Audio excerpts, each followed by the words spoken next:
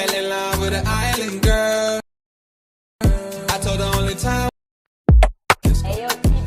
Loud tick, fell in love with an island girl. I told her only time we tell. She likes the ice and the ride as well. Will it be forever? Only time will tell. Fell in love with an island girl. Yeah. I told her only time we tell. She likes the ride and the ice as well. Will it be forever? Only time will tell. Man, I can't trust myself. I don't even need no help. Did it by myself, I don't need no help. Tryna stack money like books on the shelf. Hundreds in the bag, got me feeling like the man. Shorty body hustling in the summer on the sand. Way she's working for it, got me feeling like the man. Shorty body hustling in the summer on the sand. Did it by myself like a selfie. Nobody try to help me. Came to the club with an island girl. I'ma take it to the crib and let me buy you pearls. Did it by myself, no one help me, yeah. Now these bitches want a selfie. I like big gold chains, I like big gold rings. Let me take it to the crib and let me buy you things.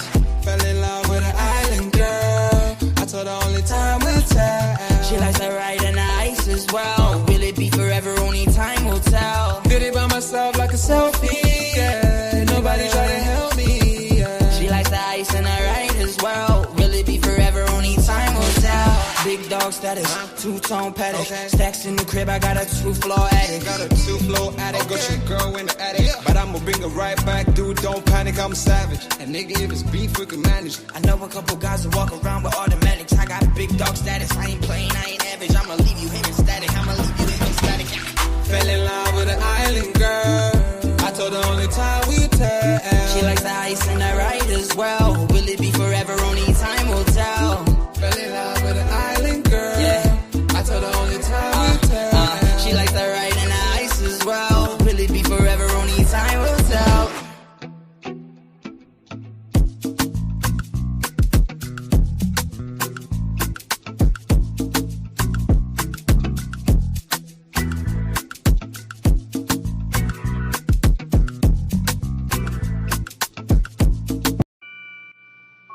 Take note.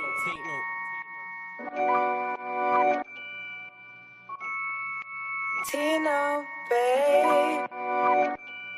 Yo, Tino, he'll get his dome pop.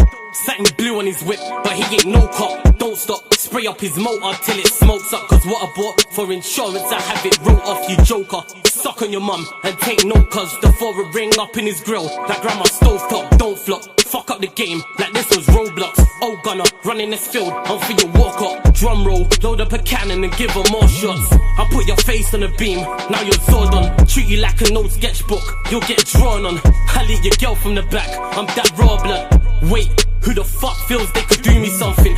I'll roll up in your ends with a toolie busting. 32 ugly as shit, like Miss Rooney's husband. Somebody cut me a deal, I'm just too disgusting. Niggas think they next in line, but they ain't doing nothing. Mask on, metal in hand, Freddy Krueger's coming. Tools all up in your home, I'm here to fix the plumbing. House blown, toaster run, leak gas from your oven. Diol on your girlfriend's face, and she best get to sucking. Head game resemble my dad, cause it was good for nothing.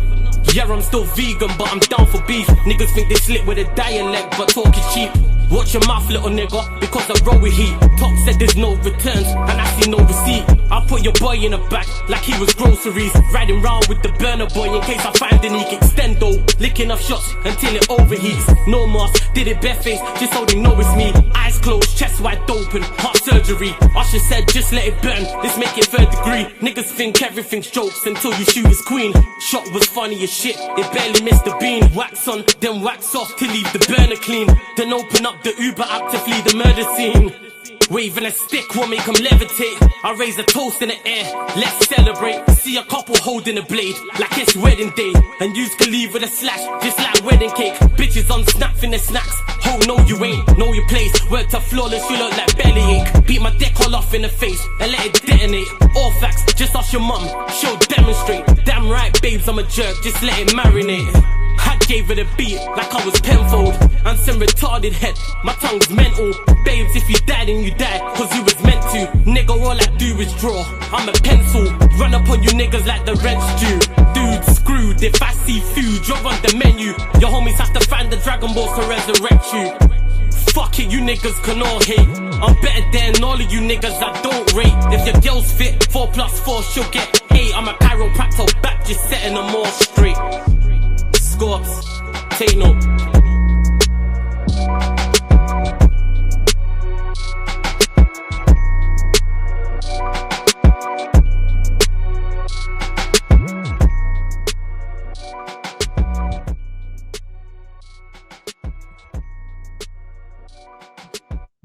Yes, people, we are back live. We are back live on the Sarcasm City TV YouTube for the returning second wave special series, people. The returning second wave special series where I sit down one-on-one with some of the best content creators in the space and find out about their entire journey from the very beginning all the way up until the present day. And the second wave ones are for literally the second wave, so the second class, so the future Mount Rushmore candidates, the future GOATs of this space as well, people. So big up to everyone who's watched previous specials. So whether it's the gold standard, whether it's the second waves, or the last set I did, which was the next up series. And here the thing is with the second waves as well, people, I think it's the toughest class to be a part of because you are following the greatest and the best in the space. And that is very, very, very hard to follow. And people, this ain't a shot at anyone being in the second wave class because it's where I put myself. So that's why I'm also probably a bit biased in saying it's the toughest class to be a part of as well. Because like I said, the GOATs, they've already set the standard. Like I already did shout out to the gold standard ones. I did have Turkish on, Lee Judges, Troops, Rance, Lewis, Matisse, Hassam, Zah, the list goes on, people. The list goes on, and that is a very, very hard act to follow. It's like in football, you know what I'm saying? It's like following on from the GOATs, so people will always compare you to them, and that's very, very tough to do. Before I continue, though, make sure you run up the likes on the video. Make sure you hit the like button on the video. Make sure you share this out across all the socials. Yes, it's flawless at Sarcasm City TV. That's at Sarcasm City TV. Yes, it's flawless. And just as important, make sure you subscribe to the channel, Sarcasm City TV. Hit the notification bell as well. Pay the tax when you enter the city of sarcasm. So hit the like button, share this out across all the socials, and subscribe to the channel. And every time every time I start a set of these series, people, I'm always like, I've got to get the correct person to kick it off correctly and set pace for everybody else when I start these on a weekly basis. And this one really was a no-brainer because when it comes to the individual that I'm about to bring on, what can't he do in the space? Like legit, that's what this is all about, is giving people their credit and their flowers. So man can host comfortably. Can host whether it's rowdy, whether it's 2-3 people, whether it's 5 or 6 people. He can then have had him on this platform and then he can be a shooter and integrate with other people and be a team player and be fine like that. Then outside of this space, man, I see man hosting at parades, man be hosting boxing shows, man be working with Liverpool Football Club. Outside of that as well, he be working off camera, man can edit podcasts, etc. The list goes on. And I don't think people in the space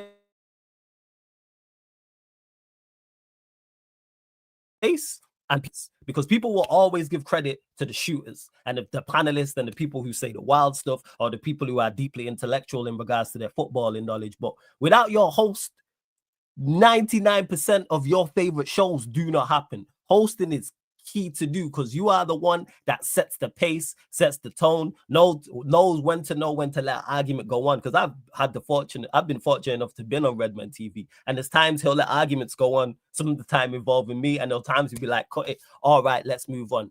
It seems easy.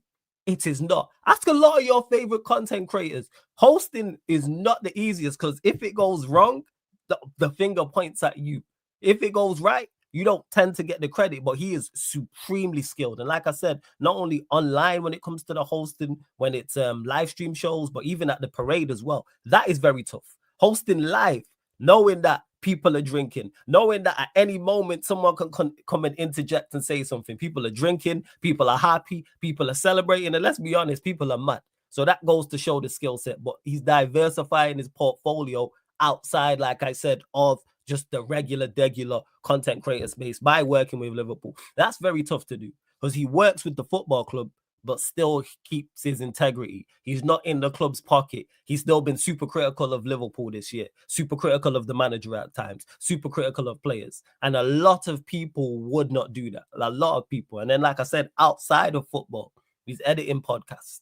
He's working behind the scenes off camera. And you know how tough that is to be an on-air talent and also an off-air talent as well. And then now he's out here hosting boxing shows and things of that nature. So, God, welcome to the Second Wave special. Man like Errol is in the building. What are you telling me, Errol? You good? Bro, bless up, man. Bro, you gassed me with the intro, you know that. Yo, bro, yeah. I hear it. I feel it. I feel what you're doing. So, yeah, man, thank you for having me. I really do appreciate it. And as he said, you know, pay your tax when you enter the city. So make sure you are dropping a like on the stream, showing some love as well, car. Man like Flawless is putting in the work as well on a regular basis. So he keeps pumping out some good content for everybody to tune into, relax and unwind in your evening time. So make sure you show some love. And yeah, just big up your thing, bro, every time. Every time, Errol, you know, like we was talking beforehand, we've not known each other a long period of time, but like I say, real respect's real. And I was like, yo, respect Errol's hustle and what you've got going on as well. So it's only right to give you the big intro because it's thoroughly deserved. But what need you to do? Obviously, we're here 2025, 17th of November. Jump in the time machine and go all the way back.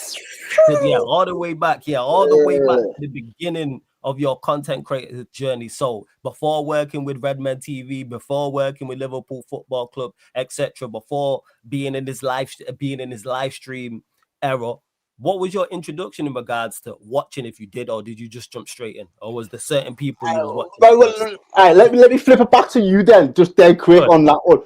What, just out of curiosity, what do you think may have been my first introduction to, let's just call it media in general? What do you think my first? The media side of things, I'm not sure in regards to meat, because you've got a knack for this. So I'm guessing that before watching fan cams and things of that nature, you was already doing stuff beforehand. I think you was already hosting shows. I think you was already on your own podcast, but I think this is before football. I think your introduction to the footballing space was pretty much like everybody else's AFTV. I think it was AFTV. Well, to be honest with you, so to answer your first question, my background was acting. So I was a child actor in all honesty. Yeah. So I was a child actor when I was from the ages of went to drama school from the ages of about 6 or 7, right up till I was about 16. I auditioned for a place in a film school over in man like Chic as well. Chic every single time. So I auditioned for a film school over in America when I was about 16, 17. So I just left sixth form. No, sorry, I just left GCSEs, auditioned. Now, by rights, I should have probably deferred it for a year until I had done my A-levels because my GCSE results weren't strong enough to get me a scholarship. So even though I got offered a place in quite what seemed to be quite a prestigious school in America at the time, it wasn't, there was like 40 grand a year tuition fees. I didn't come from money, so that wasn't really feasible. There wasn't like GoFundMe's and like, bear in mind now, like I'm a millennial baby, but I'm 34 in it. So like we grew up on the internet, but the tools that the resources that are there and the way you could kind of push out messages weren't there back then for us. They weren't really there, to be fair, if you wasn't really kind of really deep into the internet in that sense. So there was an opportunity there, but unfortunately it just wasn't meant to be. And I always believe, like, you know, what's meant for you won't miss you in that sense, and that opportunity wasn't meant for me. But it kind of told me where I was at with things, in just terms of acting and stuff. And one of the biggest things for me, I'll always say, like, when you speak about like acting career, or, you know, wanting to be an actor or wanting to be in theatre, so I used to do plays, theatre, adverts, short films, and a little bit of TV. Nothing that anyone will be able to go back and like, I've got IMDb credits, I'm on Spotlight, them things. That's like, not no minor thing though. There's people man said IMDb credits. We ain't just go bypass that, Errol. You know how many men out here that don't have IMDb? Like, we ain't doing that, yo. I check IMDb for certain things when I'm looking at certain shows coming up. This guy just trying to bypass that, but go on. What I'll say about it is though, like, people, you always have this expectation that, like, you know, if you don't make it to Hollywood, then you've not made it as an actor. Now, one of the things that I will say, like, without a shadow of a doubt, every iteration of what I've done in media and every step that I have taken and every, not necessarily accolade, but real life achievement, i.e., I moved out of my mum's yard when I was 23, 24. I've never had to go back home, touch wood, thankfully. Do you get me? So I've paved my own way thereafter. Passing my driving test, insuring myself on a car, getting a car, doing all of these little things that like most people, like if you've got a normal job and you get on the trades and you leave school, these are things that you get under your belt pretty quick. You get a little bit of money behind you. As an actor, it's feast or famine. So you might get a little bit of work that tides you over for 2 months work, and then that looks after you for 4 months because the money's good. But then but when it stops, all of a sudden now you might go 6 months without a pay packet. So it's ebbs and flows in that respect. So I always look back and say, even though I'm not yet to this point in time, made it to the heights of Hollywood or been in a Top Boy or anything to where people are like, yo, I recognize Errol from this one, that one, the other one.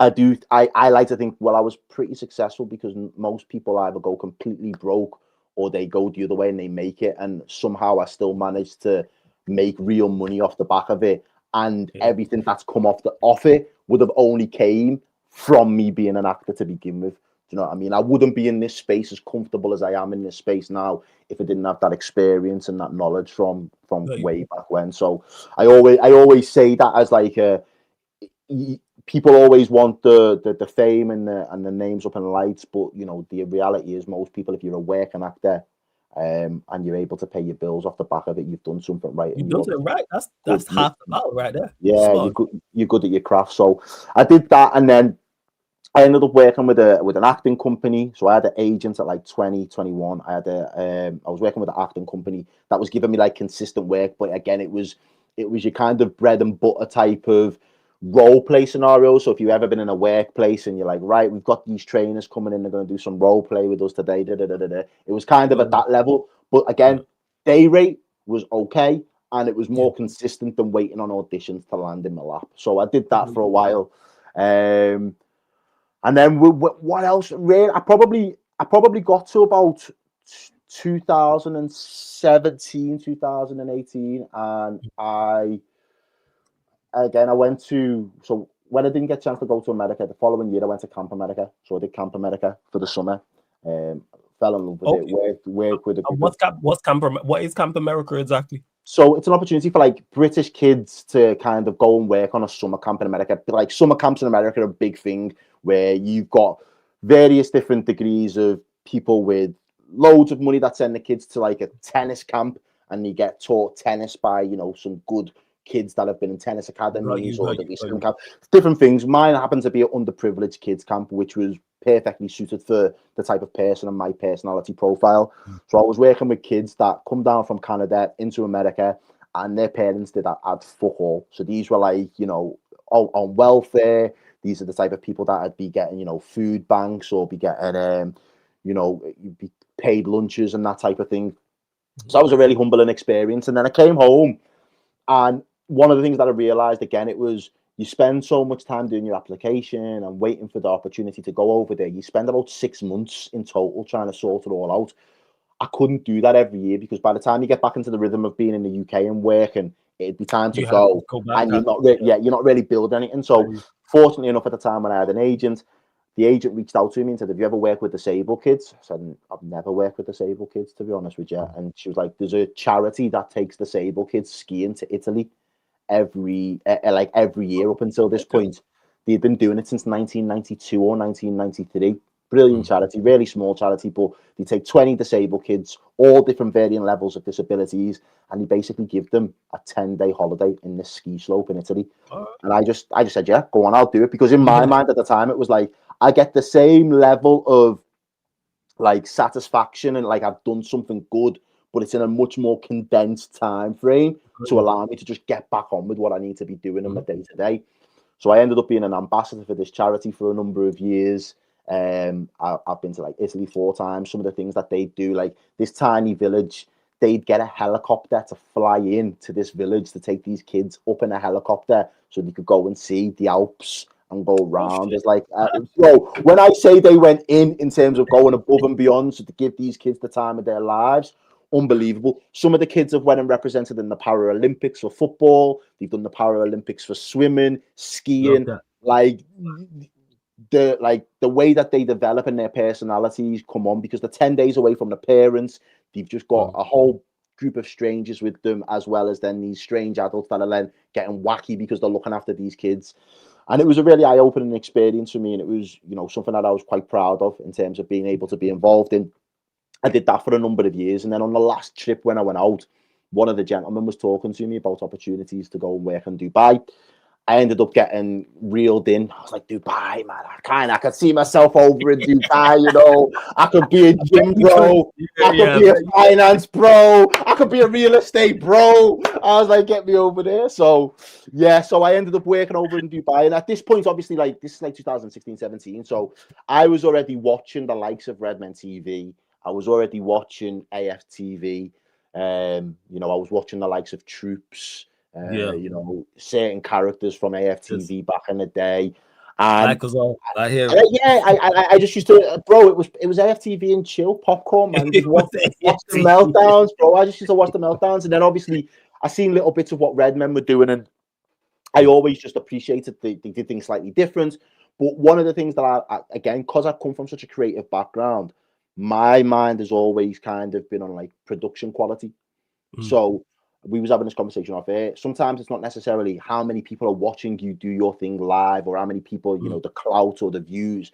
Sometimes it's about when you don't know, you never know who's watching. There could be 5 people in a chat, but 1 out of those 5 people might be in a position or a job or doing something that sees something in what you're building that likes it, and then that wants to fuck with you essentially. So I've always been a big believer of production quality. So it was one of the things that I really, really like admired is probably the right way to say about Redmen. At the time, given the levels being independent, not necessarily, you know, in the club's pocket or not necessarily big backed, I just felt like, yeah, they've got a particular level of production quality. So when I've come home from Dubai now, I must have I probably spent like a good year trying to figure out what I wanted to do, because I knew at that point I ended up having to just pick up a job again, because you know, you think I'm going to go to Dubai and go up 4 or 5 levels. In reality, I come back from Dubai and was down 2 or 3 levels from where I was at before I left. You take it on the chin, you go again. And I got to a point now, this must be back end of 2019. And I said to my boy, me and my best mate at the time, he's still my best mate to be fair, I said to him, yo, bro, like, we need to do something. This media world is ticking over. It's starting to pick up momentum. I spend hours watching YouTube. We'd do good at making a podcast. And he was like, okay, I'll think about it. So I ended up, at the time when I was with my ex-girlfriend, and this is where the story gets mad. So she needed to go to the dentist one day. So I've taken time off work to take her to the dentist. So I drove her to the dentist. On the way back from the dentist, she said, shall we stop off and have some lunch? So I said, yeah, we'll get some lunch. So we went for a carvery. As we've walked into the carvery, Paul Machin, who is obviously Mr. Redmen TV, is sat there eating his lunch. Now, unbeknownst to me at the time, where we are is round the corner from the studio. So it actually makes sense that he's having his lunch on his doorstep. But at the time, I didn't know that, so I was unaware. So again, I've said to me ex, he's Redmen. Like, she's like, what's that? I was like, you know, the podcast I'm always listening to. She's like, oh, okay, yeah. She's like, don't be a gimp. Don't go over there. I was like, look, I'm not gonna fanboy him, but I've got to let him know that I know who it is. I watch. Yeah. So he's there. And I just went up to him politely and said, look, I'm not going to interrupt you while you're eating your food, but I obviously know who you are. I love what you're doing with your channel. Keep doing it, and you know, I'll keep it moving. So I did that, and it wasn't more than like a 10-second interaction. And then me and Errol eating our lunch, we're doing our thing, and then as we're about to finish and get off, he's finishing up, and he come back up to me and was like, "Mate, really appreciate the way you've kind of just given me your flowers." Basically, it was like, I really appreciated it. So I was like, "Oh, raw, cool, bro. Like, no worries." I know we got speaking back and forth. Turns out a couple of the lads that I went to school with, a couple of years younger than me, they worked in production behind the camera. But every now and again, when they would be short on a guest, they'd pop on in front of camera. So I knew I had seen them before and just didn't know what their role was. So they was like, oh no, they work in production. So another lad that I knew was doing work for the Anfield Rap. I obviously knew the lads that went to my school. So I was like, look, I'm in the process of setting up my own podcast. It's not a football podcast, but from a production perspective, I'd love to be able to see what your setup looks like in order to, you know, to kind of get an idea of what level I need to get myself to be able to push it out consistently. Now, one of the things I've skipped over, to be fair, was people say, football YouTube. I was doing YouTube on not football related, but on a very small. I used to work as a media technician for a man who owned. Yeah, go back to that. We ain't trying to skip So, over nothing. And before you continue, big up to my bro Lewis as well for the redirect easy. for the raid. World Champions raid. Big up Flawless and Errol. Hey, big up Lewis. Hope you're blessed. Shout out to everyone in the chat. Run up the likes, hit the subscribe button as well. Errol here telling his full backstory. So yeah, go on. You said your introduction into the YouTube page yourself. Yeah, so it wasn't football. So I used to work. So basically, the last Labour government we had before the Tories came in 2010, they had a program that basically gave independent businesses basically a 6-month contract to take people on, and they'd pay the wages. So when I've come back from America, this guy's taking me on, and he's got his own recording studio. Very basic, very rudimentary. It wasn't nothing fancy, but he had a little setup, and he wanted to get into community broadcasting. So one of his things was I'd interview. I used to like the likes of A Star, the likes of Rico, the likes of Hazard. Certain MCs in Liverpool would pull up to the studio, and I'd just chop up with them, and it was kind of like an informal interview, which you'd probably start to see more on, like, your Grime Dailies and your SBTV. So this is SBTV. This is when SBTV was really leading the way in that SBTV kind of media. SBTV was cloud. I used to always watch SBTV. Go on, So we'd film them doing freestyles. I'd interviewed them. I'd jump on the mic with them. We'd do little bits, and we'd do bits and bobs. So that was like the first time I ever really, and I was editing, and we was doing bits on YouTube. Now, he had, I'd say, the right idea. He just probably didn't have the right package to really push it. So I think even if he would have started talking about football back then, this is before AFTV started doing it, I think he might have picked up a little bit of a buzz because people were just interested in that, but we just didn't know it at the time. So I always find it funny. People are like, yo, people are new on. I'm thinking, bro, my YouTube days go back to like 2011. It's just under a completely different name, and it's a completely different space. Man used to drop bars and everything back then. Did you get me? So like, you was rapping, yeah. Oh, we tried. We you got bars, man. Don't do that about me. You got bars. Bars. So, okay. And that was something that I enjoyed, but like at the time there was you wasn't monetizing YouTube in the same way that you monetize YouTube now. Facts. It was, it wasn't paying the bills, and it wasn't something that I genuinely thought, whoa, I could see a bigger picture with this. So obviously going back to when I've come back and spoke to Paul, it was like, right, I know a little bit more about the mechanisms of YouTube, podcasting, presenting. I'd love to be able to do my own. So at the time, I linked up with my boy. My best mate is a bodybuilder, black lad from Liverpool. His dad owns a gym, one of the biggest independent gyms in Liverpool.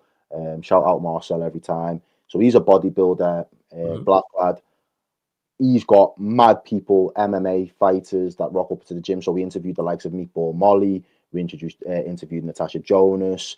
We interviewed Camel Fat, if you know who they are, house DJs, Grammy nominated Camel Fat. A load of independent people that would go through the gym, training in the gym, and it was an opportunity. Like, you can bring some of your network, I'll bring some of my creatives, and then the third person was called Kof. Now, Kof is like a long-standing, he's like a cornerstone of like Liverpool's independent music scene. He had his own studios called Go Play Studios. If you don't know, get to know, go check it out. And we basically called our podcast a group chat. So in my mind, it was like, this was again 2020. We launched the podcast a month before lockdown happened. And the premise behind it was there's 3 black men in a space, all independently in their own little lane, but they've come together because they can bring community together, they can bring their networks together, and they can produce conversations that ordinarily other people within our community might not be privy to. So at least trying to platform people to have a voice, and then also us to equally have that voice in our say. So that was kind of like the premise behind it. And it was supposed to be like lighthearted. There'd be a little bit of banter in there as well, but there'd be some serious conversations. I wanted to put people in front of, finance people that understand, financial literacy. I wanted people to be put in front of like business owners. So they've got to set up their own business or restaurant. What does it take to be able to?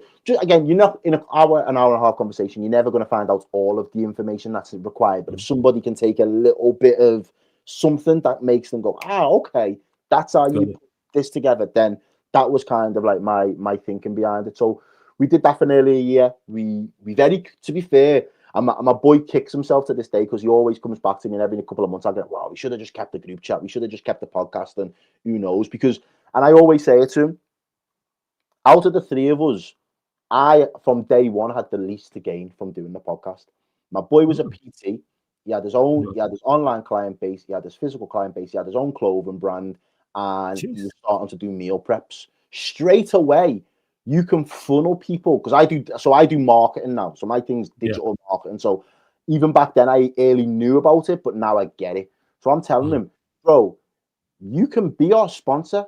You don't have to pay to be sponsoring your own thing. You just have to say, these are my designs. These is my clothes. This is my clothing range. If you want to go and buy any of it, links in bio. So you can monetize from day one. So even if 100 people are watching us, but 5 of them want to buy something for 20 quid, you're £125 in the better off just for doing this. Yep. And I don't, for whatever reason, he couldn't really connect the dots at the time. He didn't really see it as the opportunity. And you know how things go when you're trying to build with other people. Yeah. There's only so much you can put in, and if they're not meeting your energy, something's got to give at some point. So yes, in the end, we kind of went our separate ways. But one of the benefits of, I was working a proper 9 to 5, but I was working from home because of COVID. One of the benefits it allowed me to do was jump on Redmen in the same way that we're jumping on this kind of stream now. Yeah. They weren't allowed to be in the studio anymore, so they was just calling up their guests and being like, bro, can you jump on a stream? So because I was on work time, I could take my lunch or my breaks whenever I wanted, so it was easier to do. Now, when they moved back to the studio, they was going back into the games and stuff like that, there was a space for me to then ask them, well, I can't go into the studio because I can't be in 2 places at once. Again, it goes back to you never know who's watching. Some people get green-eyed and think, hang on a minute, Errol's supposed to be in work, but he's in a physical studio over there. How does that make sense? And they're throwing you under the bus and all them ones. You know how the corporate politics get. So I said to them, look, I can't commit to that. And in my head, it was like, but if you do the watch-alongs, I'll do the home watch-alongs. If you made overstep. No, how did the connection come with Redmen? How did that become to the point they was contacting you to be a special guest during the COVID times? Because you met Paul. When you was in the Calvary place, but go on. So basically, once I met him, I asked him very bluntly. I was like, "Can I come and shadow? I'm making my podcast, but I want to see the quality of your stuff. So I'm not." Oh yeah, because you mentioned that about you wanted to go see their product, but you didn't mention that you said to him, "Oh, I want to come and shadow." Right. So go on. So the connection came and the relationship grew from there. From shadowing opportunities. So I just turned up one day. I had annual leave. Turned up and he said, "Yeah, come and shadow." And I must have sat in him while he was doing one show, and then they had another show straight afterwards. And he was like, "Do you want to jump on the couch and get in it?" And I was like, "Yeah, go ahead, I'll jump on." So I jumped on, and then, as I say, from the December till about the February, I had probably done about 2 or 3 shows in person when I had the chance to. Right. And then lockdown really opened up how regularly I could do it for about 6 months because it was this type of format, which just meant I could just log on at home and just run the thing. Then eventually when they went back to going back to the ground, and then he was doing watch-alongs because he did watch-alongs during COVID, that seemed to take off and become a life of its own. I just said to them, look, can I do the watch-alongs and get in on the hosting side? And basically I worked out in my head, if I go on there and do a build-up show, that's me taking the time out and I only do 1 show and then you might not see me for another week. But if I go and do a day doing a watch-along, at the time, the way they split up the content, it meant that I ended up doing about 4 or 5 different pieces of separate streams and content. So I was like, I end up getting me weeks worth of content from one day, as opposed to trying to do 1 piece of content that's meant to last then the week up into a match. So that matchup just kind of organically worked for at least 12 months. Again, the matches being the weekends or after work in the week, it just worked for me, bro. And as I say, like, having the background that I've got, I just think naturally being able to watch football, like we've all watched football for years, but being able to watch it and then just break it down and be able to have a laugh and just find that balance. What's that like working with Redmen though? Because that's happened fairly quickly. And like you said, you've been, 1, it's a big platform, and 2, it's a platform you've been watching. So what is that like being able and being involved Like they ask you to get involved when you're in the studio from shadowing. They're now reaching out to you during COVID times, and then when COVID's over, you're still involved. What's that like? It What was was that like? it was mad, but at the same time, like I'll be honest, bro, not necessarily they didn't necessarily need me, but they needed someone like me on their thing. Do you know what I mean? So there was definitely a space for a personality like mine, a demographic like mine, if you want to say it like that as well. There was a space where, Liverpool is a massive global fan base, big club. But we need to be able to capture some of the voices that we don't necessarily hear, and because they're not doing the AFTV style of we'll just pick people out at random outside the ground, they had to curate it a little bit differently. So I think it was an easy layup for them, in all honesty, in the sense that like you've got some experience in this world, you've obviously got an interest in it, you're a Liverpool fan, and you're prepared to give us your time. And to begin with, that's how it started. So I'd give up my time. I'd get involved as much or as little as they needed me to. And again, it's just about turning up and being consistent. We spoke about that off air as well. The consistency in this thing is absolutely key. So where I wasn't necessarily consistent in my own podcast after COVID and everything kind of went a little bit sideways with that, I decided I want to be more consistent. I've got the bug again now. Like I said to myself when I come back from Dubs, it was like, look, I can't be the 9 to 5 guy, because if I'm a 9 to 5 guy, I'm going to be vexed. Like I'm not going to be a happy person. And even if I'm not, Hollywood A-list fate, I need to be doing something creative for me to feel fulfilled in myself and feel like I'm on my purpose a little bit. So that kind of just give me the bug to just keep going. And then, as I say, you just double down when it's working.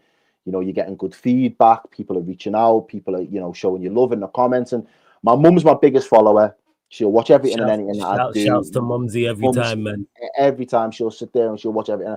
And she sit there and I say to my mum in the comments, the first couple of ones I did, she was like, "Oh my God, people are." I said, "Mum, they'll love me today. They're gonna hate me tomorrow." Like that is the way of YouTube. I've watched YouTube for too long to like you live long enough to become the villain at some point in this YouTube game. So I said, don't get drawn in to the comments about what they think of me right here, right now.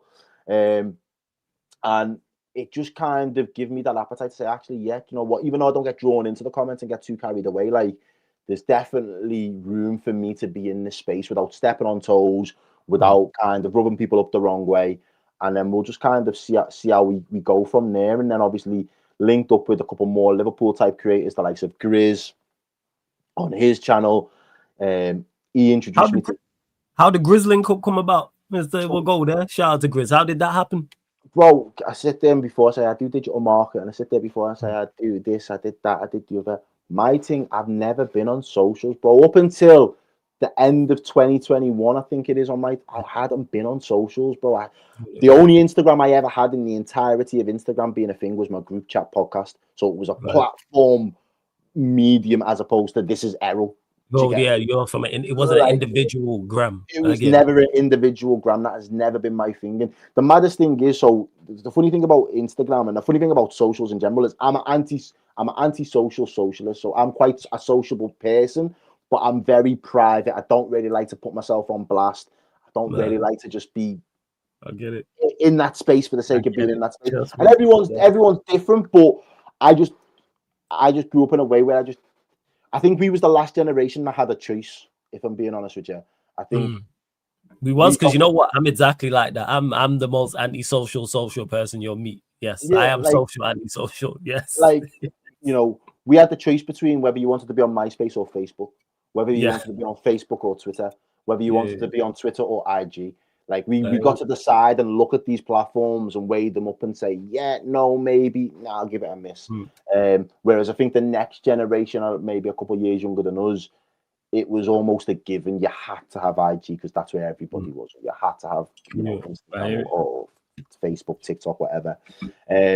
So when I used to do quite a lot of my acting stuff, which was very varied, different plays, different performances, performing in the Lowry, the Unity Theatre, Liverpool, wherever I was, I had an old iPhone that I used to just collect bare photos and videos of just like kind of what I do on my Instagram now, just POV stuff. It was that kind of stuff. And I used to think that was perfect Instagram content when Instagram was like day one, because that's what Instagram was about. You know what I mean? Before it went into its selfie, beauty aesthetic era. It was all about, you know, the photography and what you was doing and shooting the things that you seen. And because I never did it, and then by the time I got to like 2017, 18, it's like, why would I dump all of this old stuff that's no longer relevant to be like, I used to be an actor, right? It just doesn't make no sense. It's not going to hit the same. So I was like, I've missed the boat on Instagram. I'm never going on Instagram. So that at that time, that was kind of how I felt. Yeah. But I went on Twitter. I originally went on Twitter to just be a crypto bro. I seen the 2020, you know, bull run of, you know, Bitcoin being rock bottom. And thought, oh, hey, I'll have a bit of that. That'll do me. Shouts to Karma says, "Oh my God, I love his accent." Make sure you subscribe to the Redmen TV where you'll see Errol, Red Cartel, man, more regular. Follow his socials. Shouts to Karma. Big up A Solomon as well. Go on, carry on. So you was just on Twitter and was just like, all right, Yeah, just see what's going on. let's just see what's going on. And then obviously, like, Redmen had tagged me in certain things, and I'd be like, all right, this is my Twitter. So I had this Twitter just like solitaire. Bro, I just picked 3 random words, and that was like, that was my Twitter handle, solitaire side up. And people, I used to jump in spaces, and people used to call me solitaire, and they'd be like, "Oh no, it's you, Redmen, but you're solitaire." And it was a madness. So, Grizz ended up, bro. And this is a guy now that knows all of these digital plays, but was just moving across the board like a novice for so long, bro, for so long. But yeah, so I ended up bumping into Grizz on Twitter. He messaged me, he was like, "Can we jump on a show?" So I jumped on his show, and then. Well, you messaged him or did he message you? He messaged me. To be fair, I don't really tend to reach out to too many because I'm a bit like, again, and the whole antisocial thing is I ain't trying to beg much attention from too many people. So I'm not trying to do that. So I keep myself to myself. I stay on my lane. Had you watched his content before he had messaged you? Yeah, so you knew who he was. I knew who Grizz was. Yeah, he used to do what was it called now? 90 Mins. So I used to watch him quite a lot on 90 Mins. Got it. Yeah. And then obviously that was more towards the time that the Big Six was starting off, but that was where I kind of knew Grizz from as a Liverpool football fan. So I jumped on his channel, did a couple of link ups with him, a couple of collab shows, whatnot, and then he introduced me to Dan Potts. So then Dan Potts basically said, "Look, I want to do a Monday night show. I want you to be our Liverpool rep. It's going to be the race for Europe. Do you want to get involved?" So I was like, Dan Potts, AFTV. He was one of the lads from AFTV that I watched from early doors, and there was a couple of them. So Troops, massive personality, and I always look at Troops as someone that, like, and I said it to him the other day on it. He posted one of his lads, doing the rounds in footy, and I said, out of all, because I've been watching him from day dot, really. I said, out of all the content you do, watching how present you are in your kid's life is the biggest inspiration to somebody like me. Like that. Like I like. There are moments where you get frustrated with Troops because it turns into a madman, and there are the moments where he's just cooking. He's cooking and he's onto something. But in those times, getting frustrated with him, man, working with him, Lord of mercy, I know for real. But in those moments where he's tapped into dad mode and however present he is, I had to just tell him, bro, man to man, that's inspirational. I look at, out of all of your content that you do, I look at those clips and that's kind of inspiring. So. People like Troops, but again, Turkish always seemed very level-headed, very grounded, and was always able to kind of articulate his frustration in a way. And Dan Potts, I kind of kept them in that same sort of, maybe they might have been the second wave at the time, but I genuinely thought they had longevity in this space as it kind of developed. So I was always happy to jump in with Potts and say, yeah, man, like we can work together and we can collaborate. So I've ended up being kind of a regular on Potts' channel for like the best part of probably 3 seasons. Potts, man. 3-4 Potts, a real one. So really, really good. As I say, he's plugged me into a couple of United guys, Arsenal guys. He's helped me build my network as I've started to build the Red Cartel. Then locked in with Saeed on a couple of occasions. And yeah, then so I started to find my way through like football Twitter a little bit more and started to spin off the crypto side. I'm right, like there's an audience here for me, so let me kind of see how this grows organically and interact. I don't want to be a blue tick guy. I'm not trying to be out here for no clout or nothing like that. So I was like, let me just see who fucks with me. I'll fuck with them type of thing. It's just grew off that, like all of my connections, bro. Everything's organic. I'm not trying to force relationships. I'm not trying to, people having to pay me to be on there or like if I like what you're doing and I think there's a vibe to it, then I'll pull up. And if it's not for me, I won't. And I've tried to make as much time for the Liverpool creators as possible because I get, You know, people want to work with someone or collab with someone from Redmen TV, but the big guys in here aren't always accessible. So I do try to make myself as open to collaborate with people at all levels, because I haven't got the platform. But if you want to break it down with me and you want to chop it up, then I'm happy to do that as well with people. So yeah, I ended up in a bit of a space with you know, the likes of Saeed, the likes of Grizz, you know, LB, With the Potts. big hitters, man. You was Yeah, with the with some, big you know, hitters. with some good That's not people. no minor So people. Saeed and Grizz and Potts and that. That's not no minor yeah, people. Go so on. you know, they've looked after me, and you know, they've all helped and supported. And then, as I say, we up in Liverpool, we've got a tournament called the World in One City. Oh, The World in One City is an amateur football competition that allows us to basically fly the flag. Like, you got up there, come on, Jamaica, every single time. you already Um, know. you already know the drill. So we get to basically represent our country of origin or heritage. So it's basically a World Cup format, played on a half a pitch, but it's 11 Yeah. aside. Bro, the tournament is mad. Like, if you haven't checked out on socials, that's the other one. If you don't follow me on socials, go follow the World in One City, and it is a crazy tournament. So the first year, it was in a smaller venue in Liverpool, and we just outgrew that venue rapid. And we're all in a group chat, and one of my boys was like, the following year, who's going to do it again? The second time round, Liverpool football had caught wind of it, and they, at the time, wanted to create a bit of content around it with Trent Alexander-Arnold and Nivea. Jeez. So Trent came down to meet the founder of it. They had a conversation. They make this conversation piece. They have this bit of content. It does some mad numbers. It blows up the competition.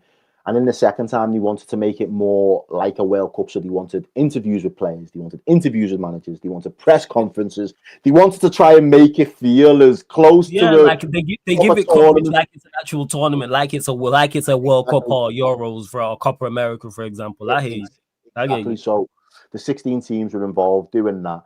So at that point, he was like, "Errol, will you be kind of like our media correspondent?" So I was like, "Yeah, of course. I'll help." I'd say again, community things like that on that level. I'm always happy to kind of get my hands there to get involved. So at the time, anyway, the second season, I was a part of the Jamaica squad. Got a few caps under my belt and Love that, yo. got to rep for Jamaica, and then I was doing the interviews, and then we did basically like a Ballon d'Or ceremony about 2 months after after the tournament finished. Jeez. And the guy who runs it said, "Look, will you be our compere for the night? Will you run it, bro?" When I tell you, so right, imagine this, yeah. Go on. This lad has got 16 teams from Bangladesh, Yeah. Jamaica, England, Poland, all these random teams that have got affiliates. They're all scouts, bear in mind, but they've all got different heritages. Yeah. And they've turned up for this football tournament to play because they all want the clout of being able to say, "I've played for Jamaica, I've played for Nigeria, I've played for Ghana," whatever it is. Man's turned around and said, "We're going to host a Ballon d'Or awards night. It's a black tie event." Over 400 of the man them pulled up Yeah. pristine, bro. They was proper. Like, everyone's bought into this thing, bro. There's no Everyone's bought money. into it proper. Everyone's suit and tie. Bro, there's no money involved, but everybody's turning up like it's prom. Like, everybody just looks down to nine. Looks the part.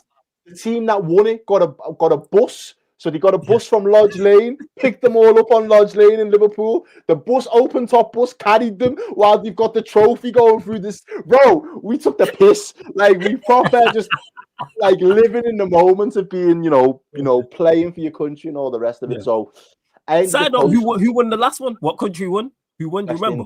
West Indies won the one this year. West Indies won it this year. West Indies won. Oh, so there was a West Indian team then. So because Jamaica's meant to be a big enough team of its own back, that then you give the rest of the Caribbean teams or the opportunities to then form under one umbrella team, and they're the West Indies. Shout out the West Indian team, man. You know what I'm saying? Love that. It's a bit of a basically the West Indian team gets to pick all the best, and then everyone else is Jamaican. That's how it runs, really. Trust me, that's how it really runs. But that's just the internal politics, man. That's the internal politics. Hey, shout out the West Indians, man. I'm glad West Indies won. I love that. I fucks with it. You know what I'm saying? If it's Jamaica or West Indies, I'm there. I'm with it. So I'm gonna go on, carry on. So they've won it twice. The Windies have won it twice. But yeah, so essentially, at the end of that, obviously Liverpool then were in attendance because of the Nivea affiliation earlier in the tournament, and a couple of the lads from Nivea, and this is what's quite interesting.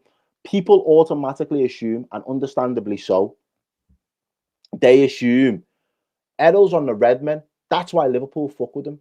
In actual fact, again, I wasn't internet ready for this sometimes, I needed to write down notes because I'm all over the place. What did I tell you before we started, that you're gonna be telling stories and there's gonna be things that you forgot and you're like, oh yeah, this happened. It happens. I'm telling you, man. Go on. Flow's yours. When I did the podcast with Cole for Go Play Studios, I had another concept for an idea that I still think is a sick idea, and I still think it would do numbers, especially in today's content climate. But essentially, this is where like the street interview side of me started to come back to the fore. I said, because we know a bag of man that are big into the shoes, and Marcel at the time, he had a massive SB shoe collection, so that was like his thing. I was like, I think there's a challenge in there. I want man to pull up to the studio. We'll rig out the studio. We'll get the setup right. We'll rig it out. I'll ask them questions about what got them into trainers and trainer culture and sneaker culture and all the rest of it. They'll bring out their 3 rarest pairs.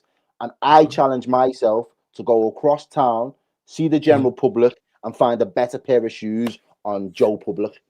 That was the concept. So we had a couple of pilots of it in the can, and we did a little bit of that. But one of the girls that was helping co-film it and edit it, she's a freelance photographer for Liverpool Football Club. So she went back to the football club, but this is in 2021 now.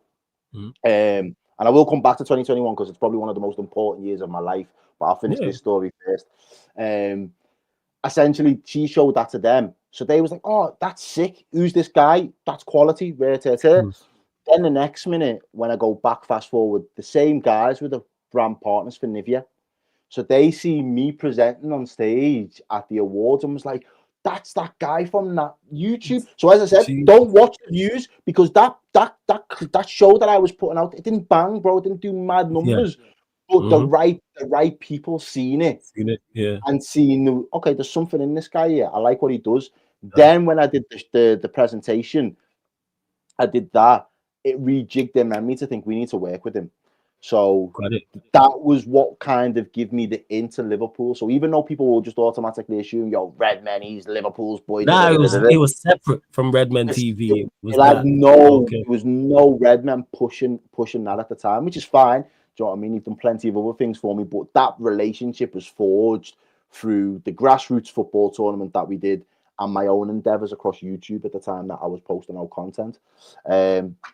So they offered me an opportunity to come in and do some content with them for a Google Pixel advert.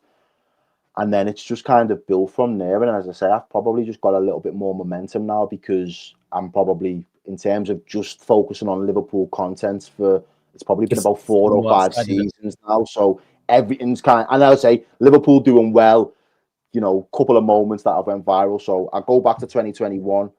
Before you do that, just take a pause to the call. Hey, big up to everyone that's tapped in. I know you're enjoying Errol's story. What I need you lot to do, though, is hit the like button. Make sure you do that. Run up the likes, hit the subscribe button. Subscribe to Redmen TV, because the link's in the title, and you will catch Errol there. Before you do continue that about going into 2021, is the World Cup still going on? Have you stopped? So the World in One City happens every summer. So we've just done, I think it was number 4, I want to say. What's it called? The World in One City, right? The World in One City, yeah. The reason why I'm asking is I'm trying to turn up and watch. You know what I'm saying? I'm trying to watch. Next year, come, bro. Yeah. I'm pulling up for that. Yeah. I'm definitely pulling up for that. I want to see what's going on. So it's turned into like an annual thing, as I say. It's still grassroots. The council don't fund it. The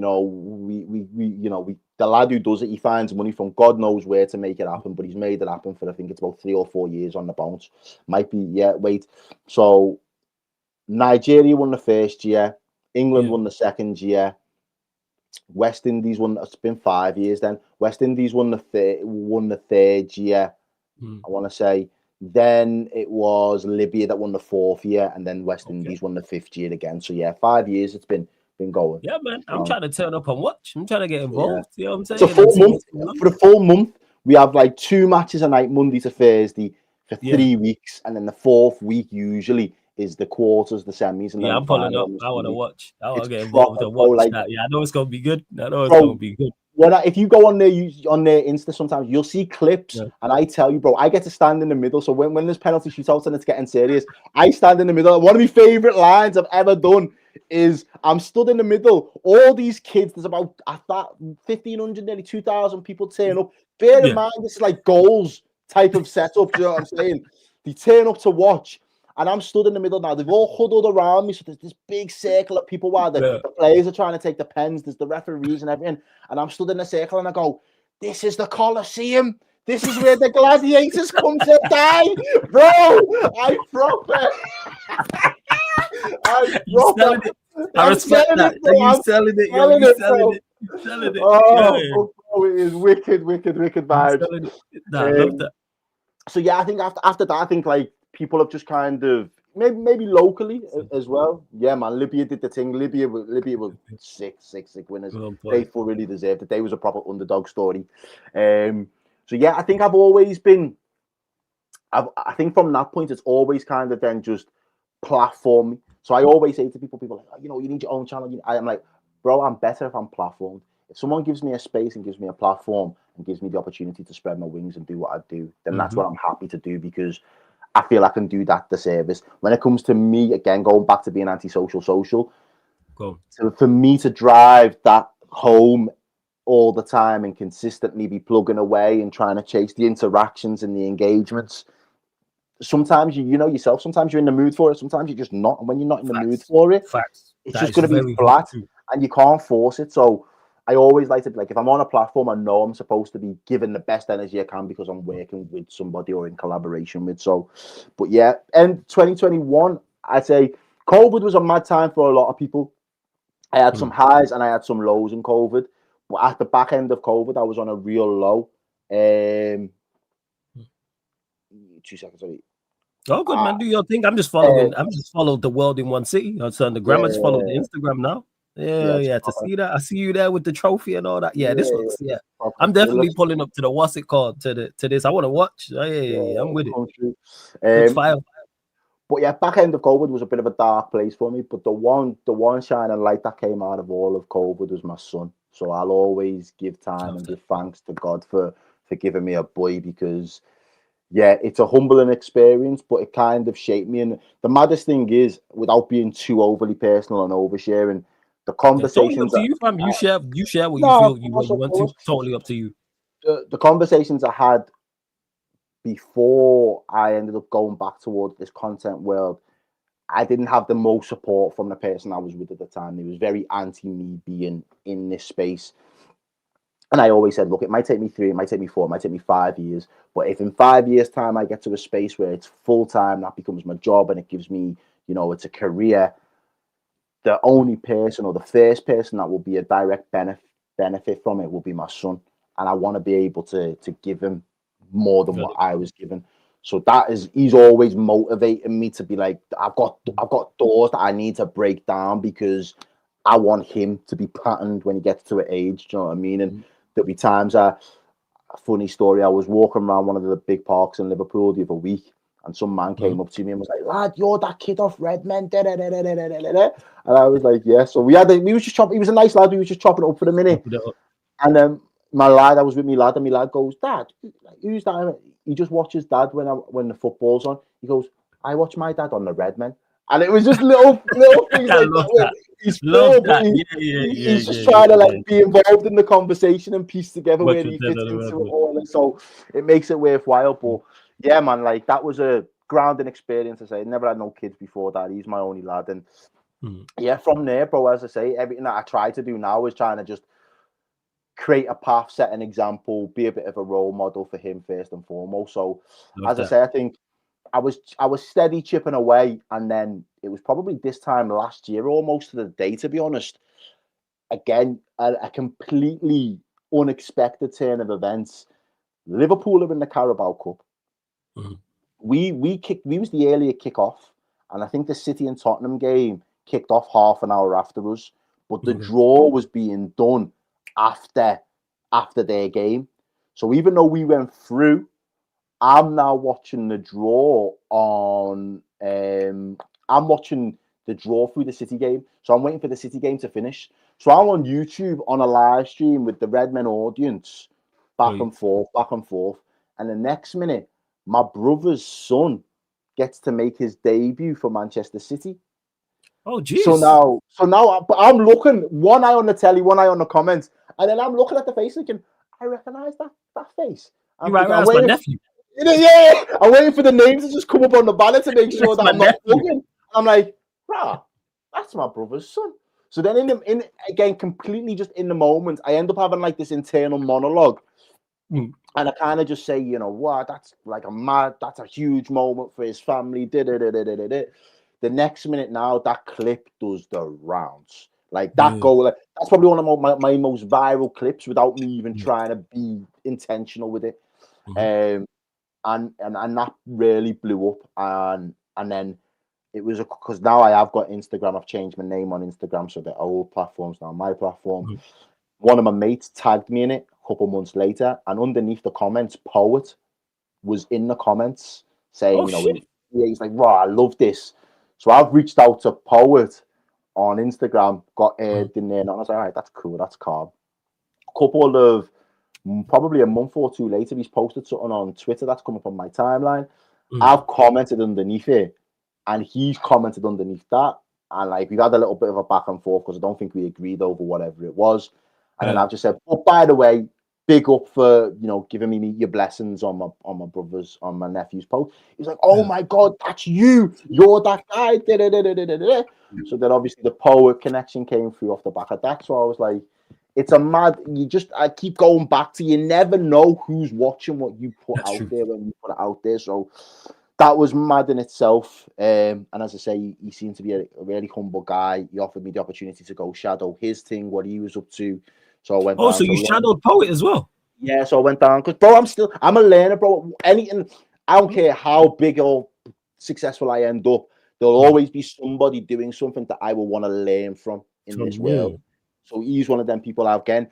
And to be fair, Redmen tried to link me up with Poet very early doors when I got into my foot in the door with Redmen, because they had met him over in Doha a few years back. But for whatever reason at the time, communication broke down. He's busy, we're busy. He wasn't able to put it together. So I parked it. I was like, it's fine. What will be, will be.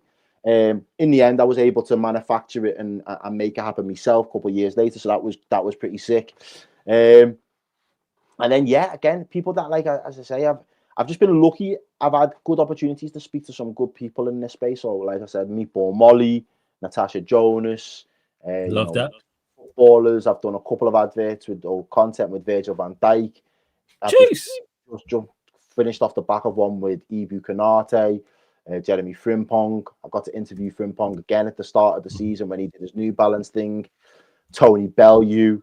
They've just been, and as I say, I always just try and be myself whenever I'm interviewing people. I'm not there are some people that are great at being characters, and if you put a script in front of me, I'm a very good actor, but I'm not just a natural character in the same way that certain people in this space are very good at being characters. So I always just try and bring my authentic side. And, I've had some good conversations with some people in the last couple of weeks and months, and they're like, bro, like, the amount of times you'd be surprised, like, I didn't catch that girl's name, but even here, about his accent, the amount of people that turn around whenever I'm on a stream somewhere or I do something, they're like, oh my God, he's got a Scouse accent. How does that work? And I'm like, bro, we are the oldest black community in Europe, in the UK. There's black Scousers everywhere. Trust me, I've been Liverpool many a time. There's black Scousers out there, man. We've been there for time. So I'm like, there's clearly a gap within media in general of someone that has that authenticity, but someone that's then able to, be very versatile in different spaces and hold their own wherever they go. So I just enjoy it, bro. And as I say, my thing has always been media before I knew that this was going to be the media that was going to be built for us. And this is a great space for, independent people, entrepreneurial people like ourselves to build something, that people can't take away from us. We can't get cancelled to a certain extent and certain degree. So from my perspective, it's just kind of taken a life of its own.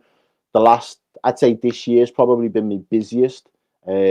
I did the Peloton gig with Liverpool, which was I got to walk on the pitch at Anfield at half time. Like, Talk about it. bro, How did that come about, and what was that like? Talk us bro. through that.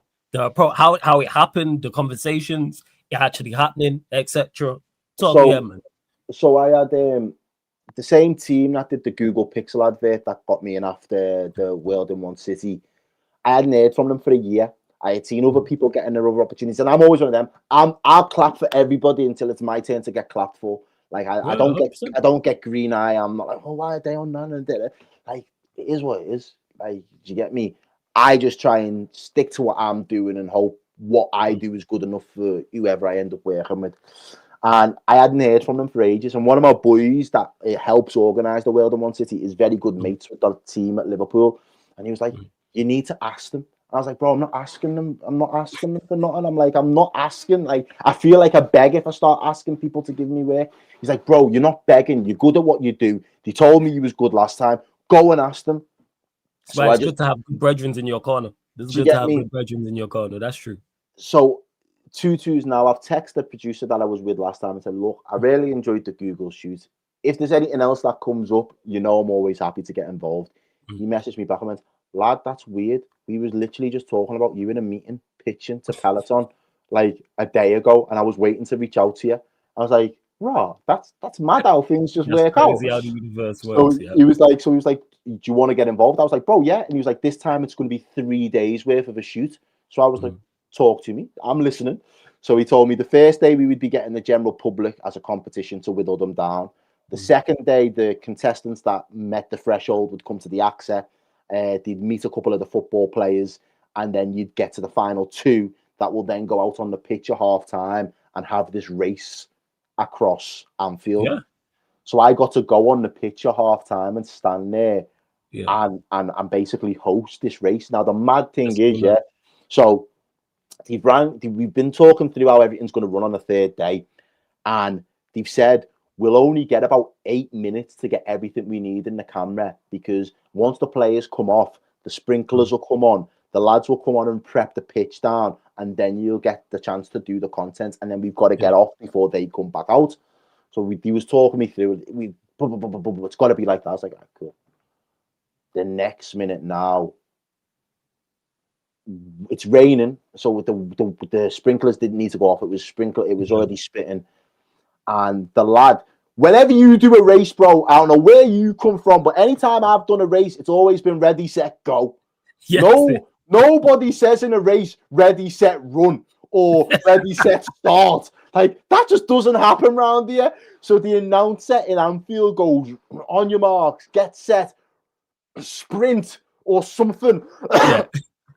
And one of the lads goes, bink. The other lad goes, huh? Am I supposed to go? So then he runs afterwards. Now the crowd are there booing, boo, boo, it's a fix, it's a this, it's a that. And I'm like, oh my God, I want the ground to swallow me. Like, oh, what are we going to do? Like, what the... You both come. Obviously, the one kid that ran on the queue just went and he won it. And then the other lad's like, lad, that was a false start. Like, how the fuck's that fair? So the producer comes over to me and grabs me and goes, make them do it again. So I've looked and just looked around and went, lads, get back over there. You're running again. So they've had to go back to the start. Now the crowd's booing. So I'm doing all of this around the side of Anfield, like, they're going again. Let's have it. Proper hype man settings. So I hyped them up. You go, but again, it just made the content that bit better because you couldn't have staged that. So I mean, you genuinely couldn't have staged that. So that went down really well. And then the mad thing happened. So afterwards, Peloton come and reached back out to me and was like, look, you did a fantastic job for us. We want to give you a thank you, but we don't know what to give you. We can't afford to give you a Peloton. I was like, that's fine, because I'm never going to jump on a treadmill. So I was like, that's calm. He was like, what can we give you? In the end, they ended up giving me 2 tickets to the Legends Lounge on the last day of the season. So I got to see Liverpool lift the Premier League. The first Premier League that we got to see lifted in person. I was there in the building and I got to take my mum. So that was a moment in life that I will never forget. That was like a mum, we've made it type of moment. I was like, we've made it to this point. So a couple of weeks before that, LFC TV had reached out as well. I did an interview with them once we had won against Tottenham. Mhm. I've gone to the boozer. My mates are all in the boozer. I've got down to the boozer afterwards. Everybody's still celebrating into the night. The producer rings me. Now, I thought he pocket dialed me. And I was thinking, what's he rang me for? Like, have I said something on air that I shouldn't have said? Or have I mentioned something? And he goes, no, mate, sorry, I pocket dialed you. But leave it with me because I think I've got something for you. I went, what do you mean you've got something for me? He went, Mm. the parade. So I was like, okay, the parade. Yeah, that's what we're doing. I was like, okay. So obviously in my head, I thought, I'm going to be on the bus. I'm on the bus with all the players. I'm going to be like, and then like building up to the time, I kind of deep down was like, they'll probably have somebody else to be sat on the bus. But Bus to do that. they'll have me doing something, surely. And lo and behold, they had somebody else sat on the bus, but they had me going around a few locations in the city and just getting interviews with people to just get their emotions, how he was feeling, breaking down the season. And again, it did silly number of views, went all over the world. And again, it was just another moment where I just thought, the start of the season, I would have never imagined. And again, it was another one of them, like, I look back at like when Liverpool won stuff before I was born, like 70s, 80s, and look at and you see the archives of photos. Now, when you look this day and age, you'll have archives of video. I'm like, at some point, I'm going to be in the archives of like Liverpool Football Club's videos when we've won our 20th league title. Like, Facts. that's history now. Like, I've been and little things like that's where I get my satisfaction. I know it sounds weird, bro. No, it don't sound weird, man. That's that because you're a part of history. It's a part of history. And it's a great part of history that people will look back on 5 years from now, 10 years from now, 20, 30, 40, 50 years when you long and gone, people will look back. Oh shit, Errol. Like 100%. Without doubt. That lives on. Little things like that just kind of make me think, yeah, man, I'm headed in the right space. So yeah, and then I met the lads from DR Studios as well a couple of times, and I ended up going. So last season, I ended up going down to do with Culture Cams, Fuad, and Mayo. How did that link up come about with DR Sports? Because obviously you've watched AFTV, so naturally the progression is to watch DR Sports. What's that link up like and reaching out? Like, what's that like? So originally, Cam again followed me on Twitter and and again he was one of them people that was just very forthcoming with, bro, I fuck with what you're doing your thing, I rate it. He's like, at some point, we need to collab. So then I got into that mode, and when I asked the guys for the Peloton job, I kind of got into the mode of being like, I need to do the outreach. Like, I do sales and marketing in my day-to-day, so I'm doing outreach for stuff that not every day I believe in, but I've got to do it because it pays the bread. I believe in myself. Let me go and ask people if they want to work with me. So I asked him, and he was like, yeah, we'll come down, we'll sort it. So I went down and I did theirs. And then my big one, and if people are into like, marketing, digital stuff, content, LinkedIn's massive. So I'm a proper LinkedIn warrior me sometimes. And I had linked in with enough of the creatives in this creative space, producers, content creators, production companies of some sort. And I reached out to Robbie's daughter and was like, they was doing a TikTok program or something where he was getting platformed by TikTok to do something. And I just said, like, can I find out a little bit more about this? She went, yeah, here's a link for the TikTok thing, but there's also a link for a presenter role. So I went down to London earlier in the year. I interviewed for that. They turned around and said, look, we want a presenter to be Monday to Friday, 9 to 5, and be basically a bit like a sports correspondent. So I just said, look, they went, that's not for me. I said, that's not for me. He was like, you're probably more suited to the way that we've got AGT, we've got Flex, we've got Matisse. You're probably a little bit more of a like them. Yeah, a little bit more of a personality in that sense. That's how we see you. So we would want to do a different type of show with you at some point. And then at the start of this season, he got in touch and was like, will you host a Reds Roundtable? So they want to kind of slate that to be periodically throughout the year. But as with a lot of things just, I'm impatient. So I'm like, right, every week I want to do it. And they're like, whoa, just steady on. We need to just build the momentum and we need to get it right. So I've been lucky enough where they want to work with me on a semi-consistent basis. So that's always a good platform in that respect to work with.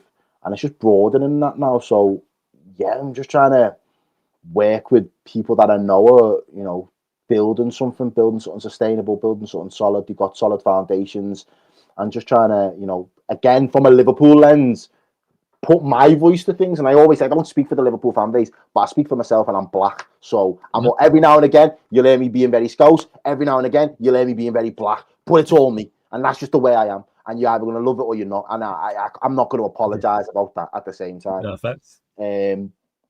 So yeah, so I'm you know, I'm fortunate now where I feel like within this space, people will know who I am, even if I don't necessarily have 20,000, 50,000, 100,000 people following me in the same way.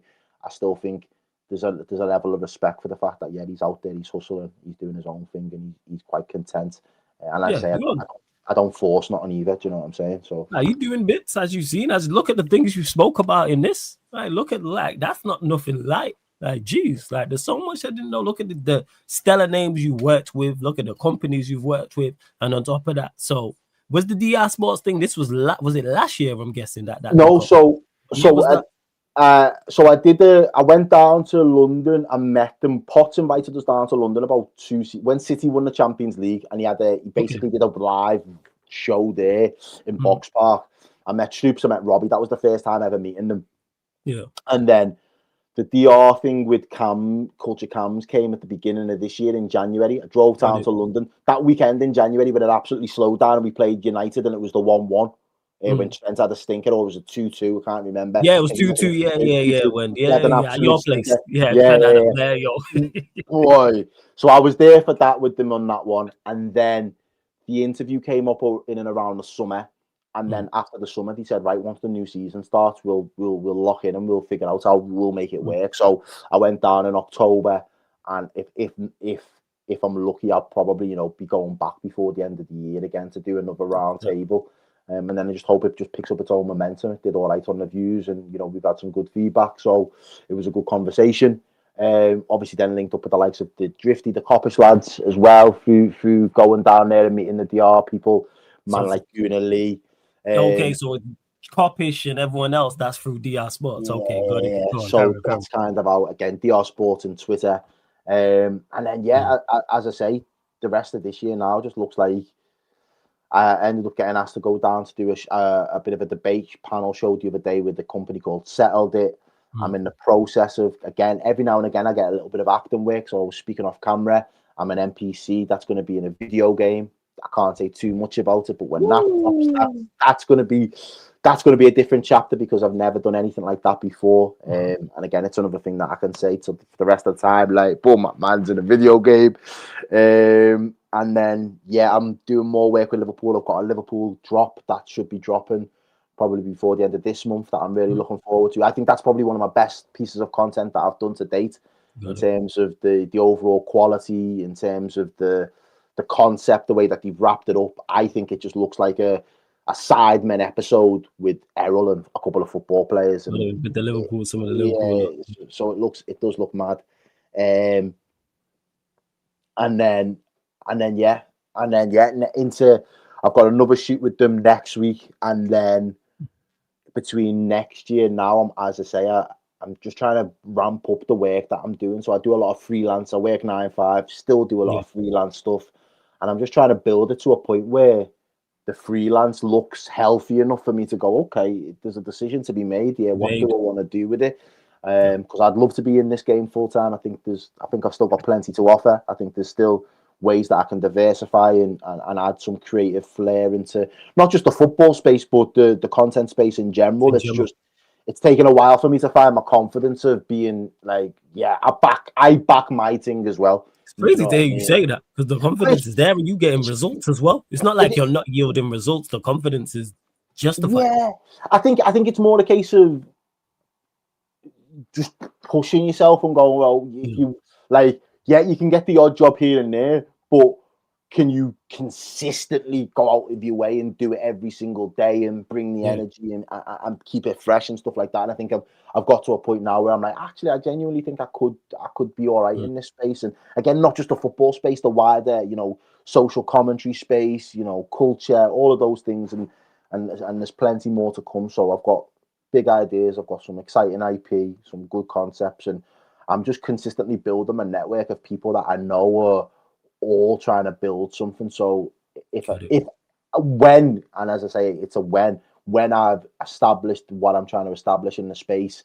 I know exactly who I can lean on and rely on and reach out to, so that we can all start to kind of flourish and just grow. Because I think there's plenty of space for everybody to eat, and the space is just growing. So yeah, that's more time where I'm up to with things, if I'm being honest with you. As I say, I'm someone who I'm very fortunate. I give thanks pretty much daily for the opportunities that I've got, but everything that I've done always stems back from the acting. That's me roots. That's me passion. That's where I would love to have a career at some point as well. Is that something you're going to go back into, the acting side of things? It depends. It's like the which comes first, the chicken or the egg? Because if I always so like if in 12 months time, 18 months time, I became a household YouTube name.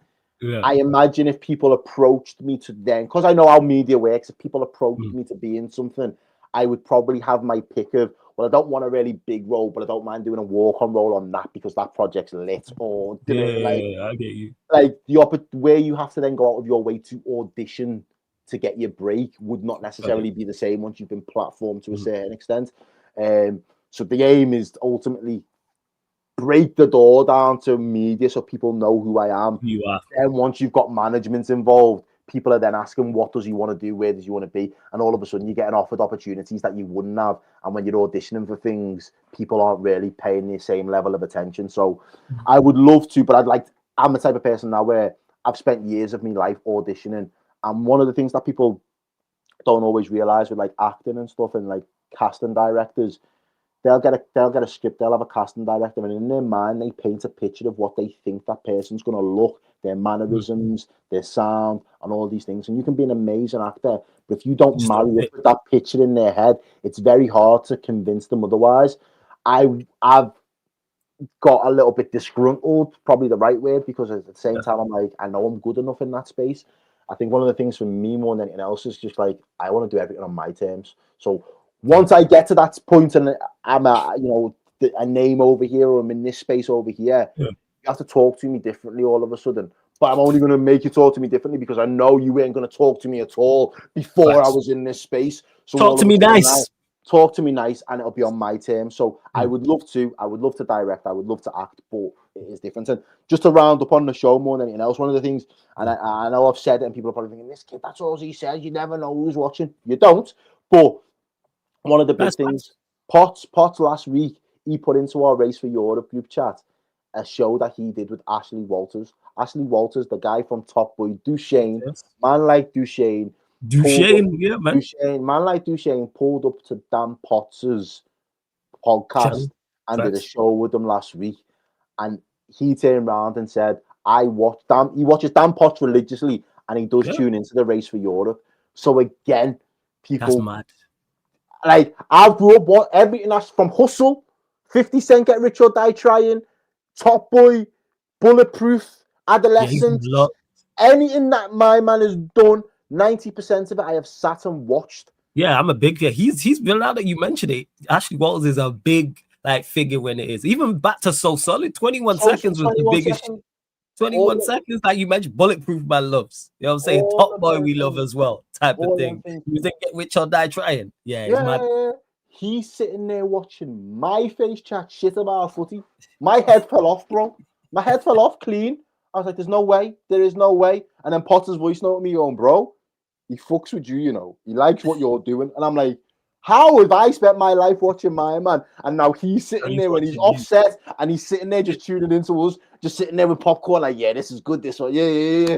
Like, cook him, Wolfie, cook him. You get me? I'm like, that is the maddest levels to it all. So I genuinely think, like, again, you never know who's watching, and, you know, just kind of stay true to yourself and just keep grinding, bro, because you just don't know how far away you are from connecting all of the dots to really propel you on and take your thing forward. So I'm very fortunate. I always look back at how fortunate I am, and I just think people say, oh, you know, this could just be the start. I think this year really, I always felt that this year was going to be a much better year for Liverpool than it actually is turning out to be.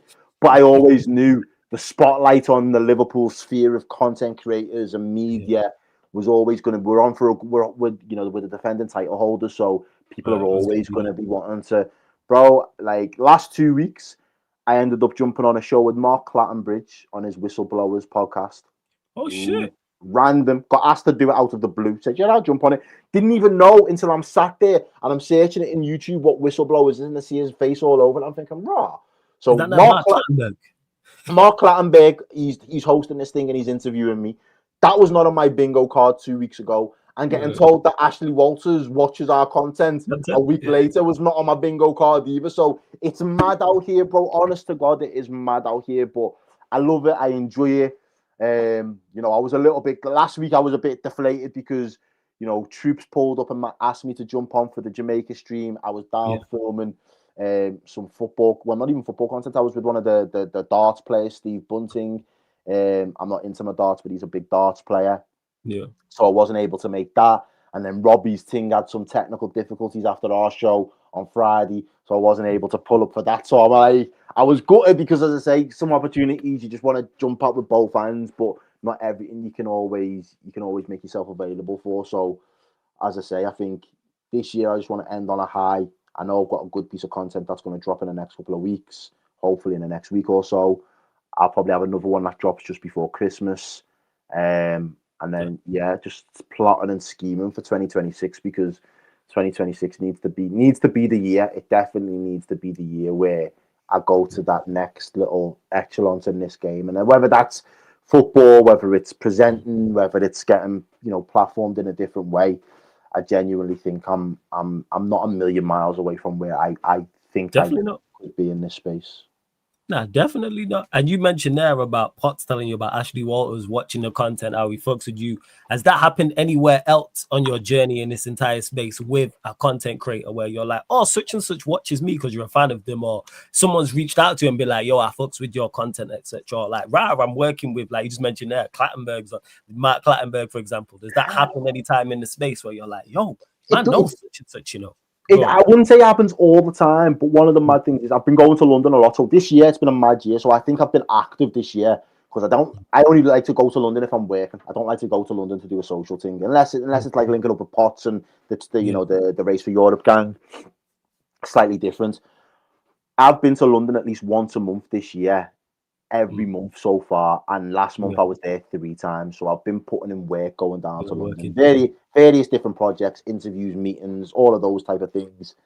And last time I was down there, I'm cutting from like by Liverpool Street, I think I was. Yeah. I think I was by Liverpool Street. Somewhere north. Somewhere that side of London. I'm just cutting through anyway. And some man in a van. Bear in mind, it's been raining. I've got my hood up, my do-rag on. I'm just cutting through. I've got my headphones in. Beep, beep, beep, beep, beep, beep, beep. I look something. Well, you can't be beeping me. It's you. And I've looked and was like, is it me? Now, obviously, when I don't open my mouth, a lot of people when I'm moving about think I'm probably from London or from down south. I open my mouth and went, sorry, what? And he went, it is you! It's definitely you! He was like, you're the lad off the YouTube. You do this, you do that. He's like, bro, I fucks with your thing, bro. Keep doing what you're doing, bro. So I'm like, bro, how's my man spotted me in the middle of the day just going about his business? Beeps me and then just drives off. I'm thinking, that's mad. And then I get to Euston. I pick up my Nando's.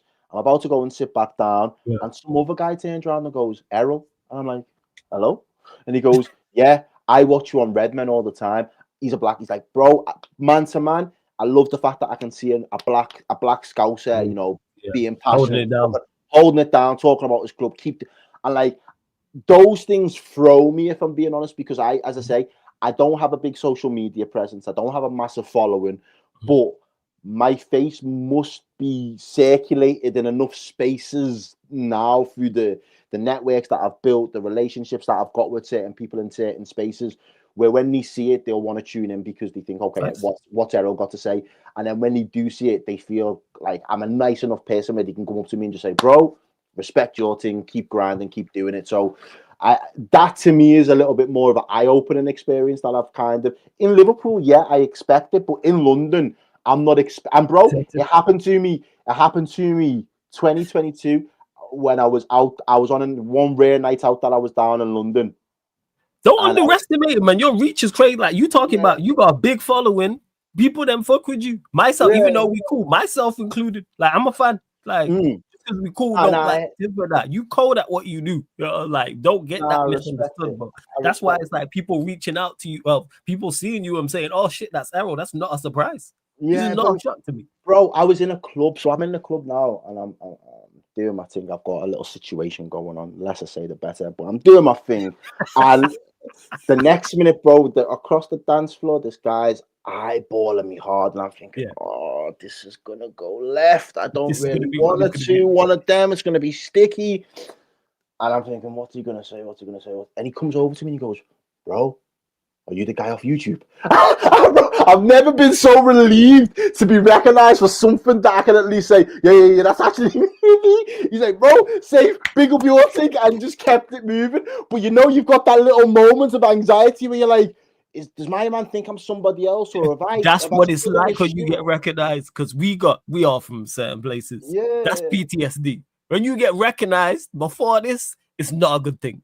It's never a good thing when you're walking about and a man recognize you. Yeah, I seen you from somewhere. Yeah, you see that, yeah. That is not. Are you such and such? You think, oh, for fuck's sake. Yeah. So now it's in a positive light, and it's like, man, wanting to show love. I've still got the PTSD. I'm like, yo, that me. Yeah. So that I do find that bad. I think, you know, I did something with one of the companies that I work with at the moment. Tony Bellew was liking some of the content that we posted out the other day. So yeah, it all just depends. As I say, I don't get too drawn into who's watching where or what. Obviously, I took stock of Ashley Walters because of who he is and the fact that I've followed his journey from, like we said, 21 seconds right through to any of the projects that he's been pushing out lately. So I just think for me, that was one where I just had to take stock and be like, I can't believe this is life. Like, I genuinely can't believe this is life. But yeah, and again, sometimes, you know, the football players, I think one of the nicest things is I did a job with Verge for Google Pixel. It'd been a year. Obviously, I ain't never forgetting working with Virgil van Dijk. A year down the line, when he pulls up to do the Peloton gig with me, he remembered me. So I was like, all right, that in itself, where you just know that, like, he's cool enough to be like, I'm not too cool for you type of person. I just thought that's proper vibes. But bro, as I say, I just really appreciate that people give me the time of day to more times, you know what I mean? Because as I say, like, these endeavors aren't easy. It's not for the faint-hearted. You know, people can be brutal. People can be quite cutthroat. And I think people love the drama and the WWE nature of football banter sometimes. But when you get a good little collective of people that can talk ball, can have that banter, have got that type of chemistry on camera with each other, I just think the content is just on a completely different level. And I'm lucky to have done enough shows with you now to know whenever I'm on a show with Flawless, I've got a good show. Like, I'm in safe hands. The show's always going to go exactly better than I expected. And I always get drawn into, we're doing an hour and I could sit there for an hour and a half, 2 hours, because I just know the content is so good right now. Sometimes you can't just cut it off. And as I say, there are more people in the space that I would love to work with on a more regular basis. But I think it's not fair to just dip your toe in and dip your toe back out. If I wanted to be able to work with these people properly, I'd need to be full time, so I could give them the the proper energy and the dedication that it requires. I don't want to be a flake. I don't like letting people down. So you're only as good as your word in this space. You know what I mean? So I just try and hold it down, try to be authentic, and I just try to be myself. Do you know what I mean? I know, you know, I'm not going to be everybody's cup of tea, and that's fine, because I'm somebody's coffee, baby. You get me? I am somebody's coffee, so it is one of them ones. You know what I'm saying? Like, I know my thing's good over here. So yeah, I always give thanks for everything that comes my way. And as I say, hopefully, I know the journey has got some good things waiting for me around the corner as well. Nah, So, definitely. Because look at how much you've done. Look at what you've listed up and who you've worked with, professionals you've worked with, companies you've worked with, the world in one city. Like that's crazy. Like the whole night. Because I didn't even know about that. Like I said, I'm next one. I'm there watching. 100%. I'm Well, I pulling end up up. managing Jamaica. So the last 2 years, I've been the manager of Jamaica. Bro, it's been Pulling up, man. I'm pulling stress. up. It's been stress. Trying to get Yard Man to work collectively on the Yeah, team, long bro. day. Long day, man. In it, it's a long. I'm just praying the real Yardmen on Wednesday turn up, do their job, get us to the World Yes, Cup, because beat Carousel. the next Beat Carousel. chapter could be a mad thing. I'm putting it out there nice and early. If Jamaica touchdown, yeah, Yeah, I'm getting out to the World Cup. So that's just added Someone incentive. has to run. Someone has to run. I can't not. Do you get me? I just can't not. So, but yeah, I give thanks, and as I say, I really appreciate you getting me involved in this, man. I really enjoyed it. No, of course, man. It was only right. Before we continue, hey, you lot, continue to run up the likes, continue to hit the subscribe button. Make sure you follow Errol across all socials. You see it there, X and IG at Errol 0151. That's at Errol 0151 as well. Run it, whether you're watching live right now, watching this back, run up the likes, hit the subscribe button. Let me ask you as well about this, because you mentioned working with me as well, and I'm blessed for you bringing me on to the Redmen platform. How did the Red Cartel come about? How did that idea? Because that seems like, this is just me guessing who never spoke, that is definitely a brainchild of yours. It's an idea from you, it sounds like. So how did that come about? And so was it big for you that Redmen trusted you and said, all right, yeah, you run your own show on the platform? Yeah, to be honest with you, because I basically said to them, look, there's more we could be doing with the channel. There's more I want to be doing with the channel. And I genuinely think there's a space where we can kind of entertain more of the panel content, entertain more of the collaborations and stuff like that. And it just got to a point where, because I had obviously, I say I'm a man of my word, and you know what I want to say I do. I try and do a good job of it. So, you know, I had a few different concepts of ideas of how I could do more content through the channel, and then ultimately he was like, okay, well, would you do your own show? I said, yeah. I said, but I'd do a show with a couple of other content creators, and you know, I'll host it. And I was like, I had an idea, because everyone calls us the Red Cartel anyway, always Man U and Arsenal. I was like, I think there's something in that, in a little creative way, if we just kind of played with it a little bit and then introduced it. And I had watched you on Saeed's channel when Saeed does, is it Man Them Talks? Podcast. Nah, the Unfiltered. I've had a couple of appearances on Unfiltered. I mean, on Man Them Talk, but Unfiltered podcast. Unfiltered, yeah, that's the week I was. So yeah, I seen you on there, and I was like, yo, my man talks sense, like proper sense, though. Did you get me? Like, and again, it was that you're from Manny. Do you get me? That same energy, that I get as a Liverpool black scouser, I know you get as a black Mancunian from time to time. So I was like, yeah, Flawless's energy's proper. And I think with you, yeah, I was able to tell very early on. I was like, Flawless is a guy, before this content thing, I know Flawless has got a background in music. Like, I just knew. I knew your roots had something to do with live sets, being MC. Like, I just knew you was about that life. Yeah. So yeah, again, from that perspective, I was like, yeah, Flawless is somebody. And I earmarked a few people that, you know, some of them have not worked with as much as I would have liked to. Some of them have been, you know, ride or dies, and have been there with me every time I've needed somebody to pull up for a show. So, and the way that I kind of put it together, it was never meant to be too heavily, like, the big six works because it's the same six. More often than not every single week, and they've all given that commitment to build the big six. Absolutely. That's the space to do that is probably not in the same way as much right now. You've kind of got to find a different, you know, way to diversify yourself. So I said that, you know, the show will have a consistent theme. It'll always be Arsenal, Man United, and Liverpool.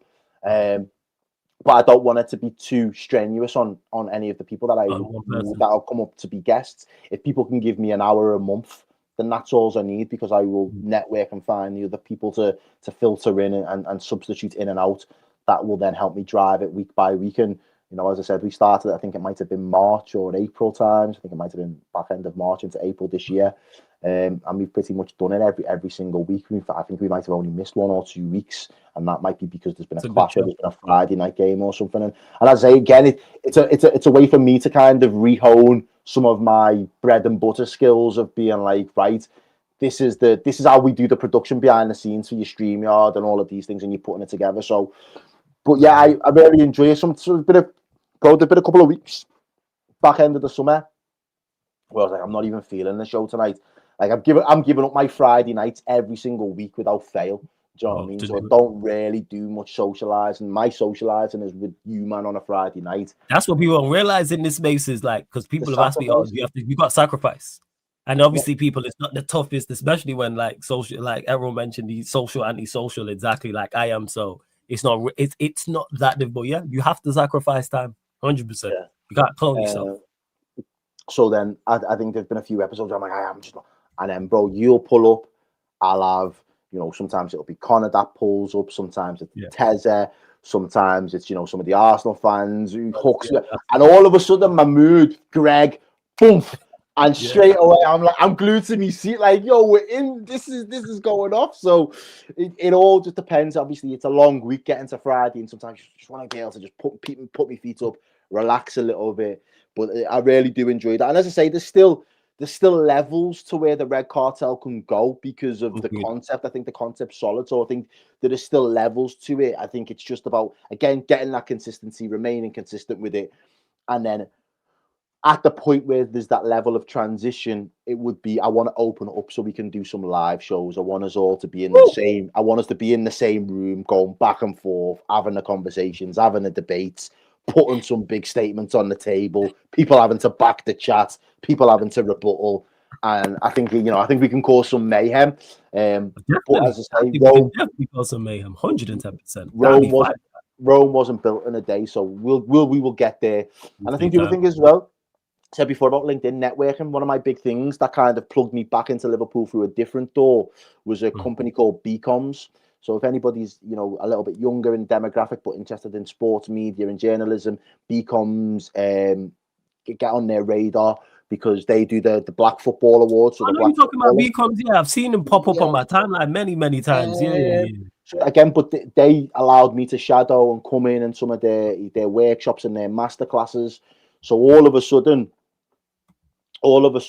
there's been other opportunities or other spaces that have been opened up to me that have kind of then allowed me to utilize other skills that aren't necessarily the stuff that I use on YouTube. So I always think, open yourself up, be humble enough to know that like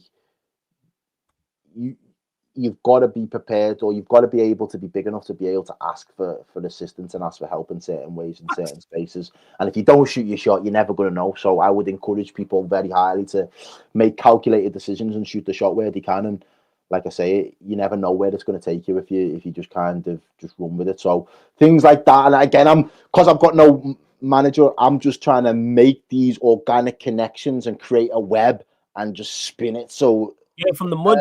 You're just whipping it up. And as I said, over time, it started to bubble up now. And I'm looking and I'm like, this year's been one of them years where I'm like, all right, I might look back in 5 years' time and I'll be looking at this as like one of those years that really kind of catapulted me more than I probably appreciate in the here and now. In the here and now, I'm in the thick of it. I'm just working.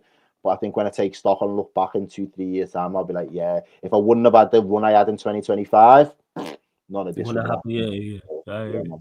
But man. Okay. But from my perspective, I don't think there's any much more that I can share. So I'm gonna love you. I'm gonna leave you. That's cool, man. I want to say thank you again for the opportunity and for having us on, bro.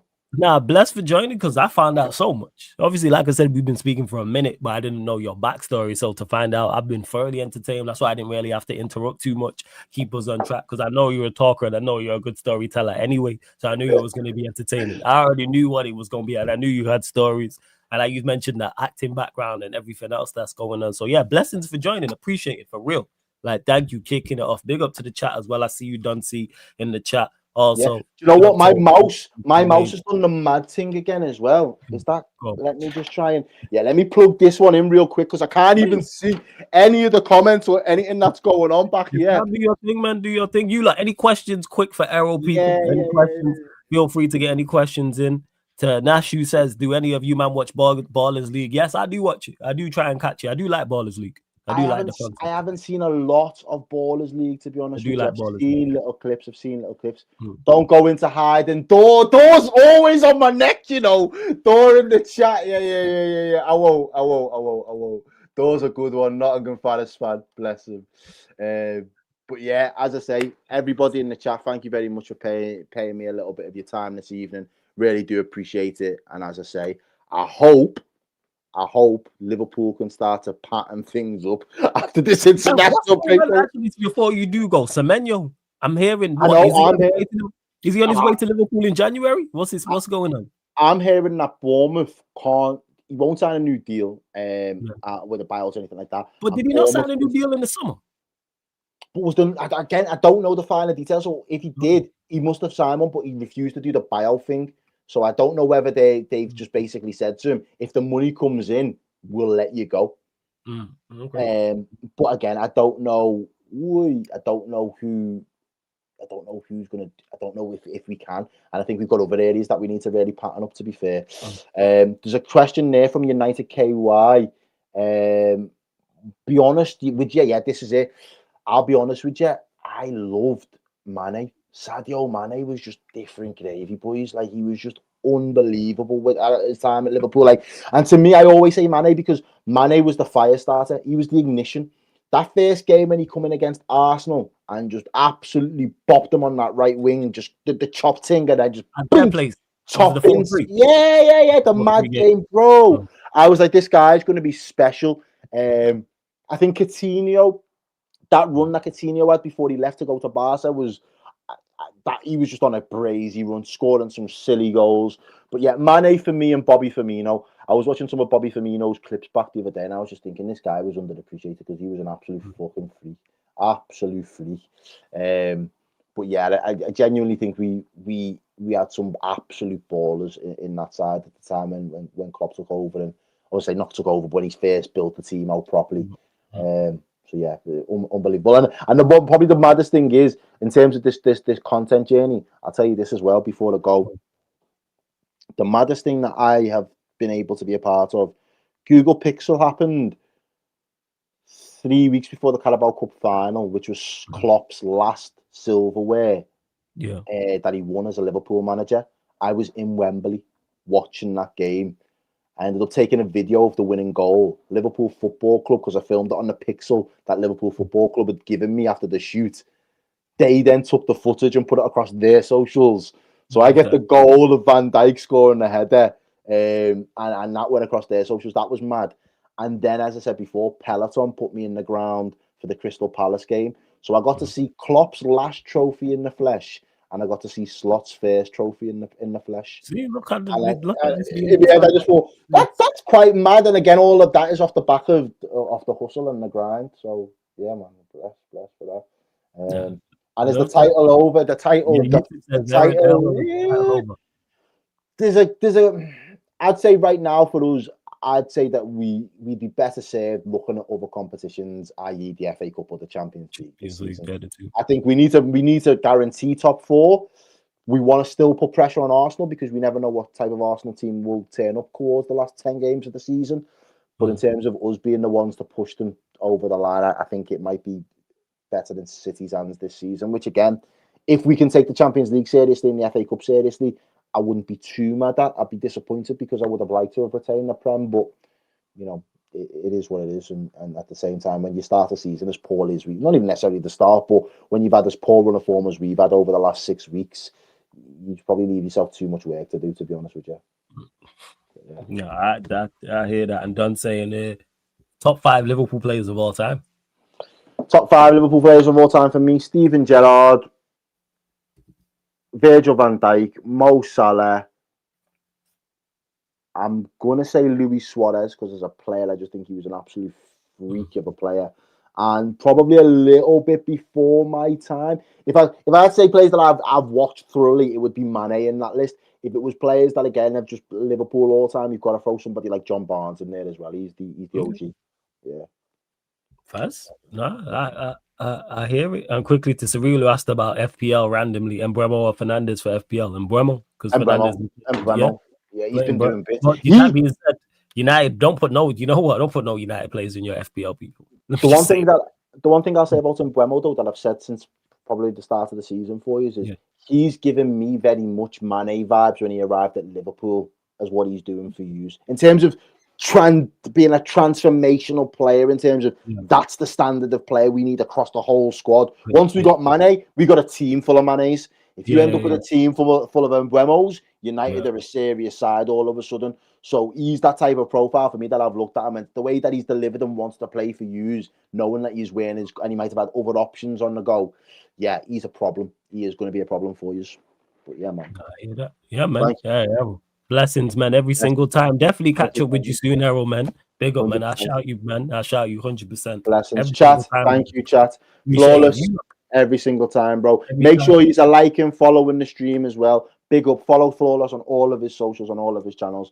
You know what to do, people in the chat. Man. Blessings. Errol, big up. You lot, make sure you follow Errol across all the socials at Errol0151X and IG. You lot, again, please continue to run up the likes, hit the subscribe button.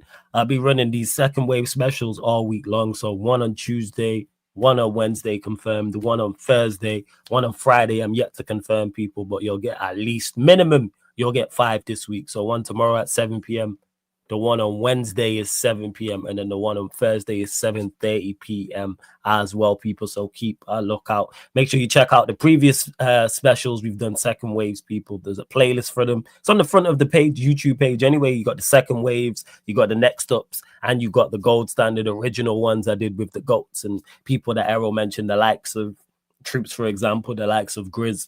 That ironically Dan Potts, he did the second wave one as well, people. So yeah, man, it's about getting people stories and giving them their flowers. And Errol, man, to show you one of the best in this space, point blank, period. You know what I'm saying, don't worry about numbers or what you knows you, even though you're being recognized and do great numbers. Like, well, there's a reason people work with you so much, 110%. But people, we are going to close out. Big up, love to everyone that's locked in. We're going to redirect over to the Sarcasm City TV gaming YouTube channel, people. We're going to run some pro clubs over there. So I'll be live in about 5 minutes. So run up the likes, hit the subscribe button. But again, over here, second wave specials, people. Anyone who's watching is back after as well. Drop any comments in the chat as well. Drop any comments of people you want to see on the second waves, etc., etc. So this has been the first one of this new series, people. Second wave special with special guest Errol live on the Sarcasm City TV YouTube. Thank you very much for tuning in.